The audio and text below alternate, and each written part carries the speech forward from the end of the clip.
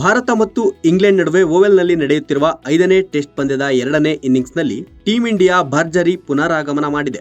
ಮೊದಲ ಇನ್ನಿಂಗ್ಸ್ನಲ್ಲಿ 224 ರನ್ಗಳಿಗೆ ಆಲ್ಔಟ್ ಆಗಿದ್ದ ಭಾರತ ಇಂಗ್ಲೆಂಡ್ ತಂಡವನ್ನ 247 ರನ್ಗಳಿಗೆ ಕಟ್ಟಿಹಾಕಿತ್ತು. ಬಳಿಕ 2ನೇ ಇನ್ನಿಂಗ್ಸ್ ಆರಂಭಿಸಿರುವ ಶುಭ್ಮನ್ ಗಿಲ್ ಪಡೆ ಪ್ರಸ್ತುತ 300 ರನ್ಗಳ ಸಮೀಪದಲ್ಲಿದೆ. 2ನೇ ಇನ್ನಿಂಗ್ಸ್ನಲ್ಲೂ ಟೀಂ ಇಂಡಿಯಾಗೆ ಹೇಳಿಕೊಳ್ಳುವಂತಹ ಆರಂಭ ಸಿಗಲಿಲ್ಲ.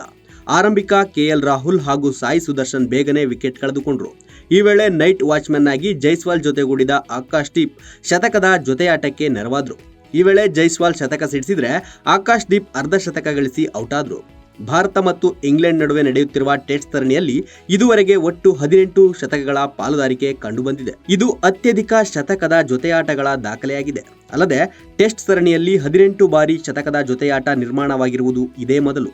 ಇದಕ್ಕೂ ಮೊದಲು 2003-2004ರಲ್ಲಿ ನಡೆದಿದ್ದ ಬಾರ್ಡರ್ ಗವಾಸ್ಕರ್ ಟ್ರೋಫಿಯಲ್ಲಿ ಒಟ್ಟಾರೆ 17 ಶತಕದ ಜೊತೆಯಾಟಗಳು ನಡೆದಿದ್ವು. ಈಗ ಈ 21 ವರ್ಷಗಳ ಹಳೆಯ ದಾಖಲೆಯನ್ನ ಆಂಡರ್ಸನ್ ತೆಂಡೂಲ್ಕರ್ ಟ್ರೋಫಿಯಲ್ಲಿ ಮುರಿಯಲಾಗಿದೆ.